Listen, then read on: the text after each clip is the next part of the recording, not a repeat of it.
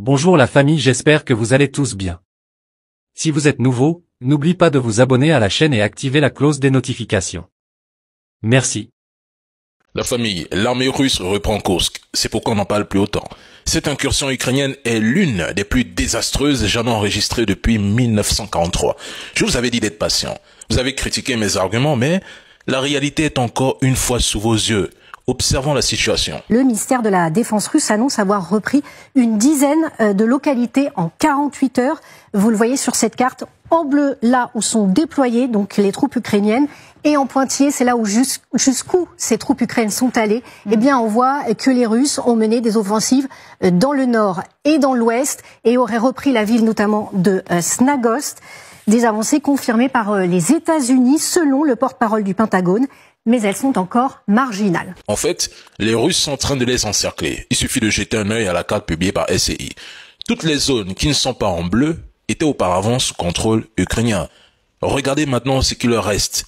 Le nombre de kilomètres carrés repris alors que les Russes infligent une défaite aux forces armées ukrainiennes au Donbass.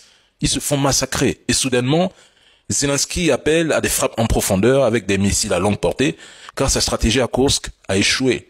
On l'avait pourtant prévenu qu'il ne fallait pas envoyer plus de 13 000 soldats lourdement armés à Kursk.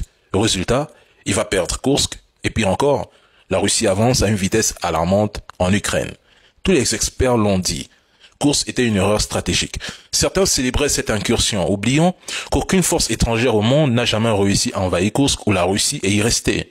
L'Allemagne nazie a essayé et 49 jours plus tard, elle fut chassée par les Russes en perdant des territoires à l'Est. La famille, je vous ai dit que c'est presque la même stratégie qui a été opérée par la Russie.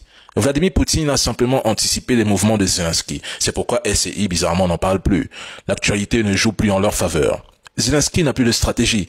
Tout ce qu'il souhaite désormais, c'est pousser l'OTAN à entrer en conflit direct avec la Russie. Mais même là, Joe Biden n'est pas assez stone pour défier la Russie dans une guerre nucléaire parce que les véritables perdants seront les populations.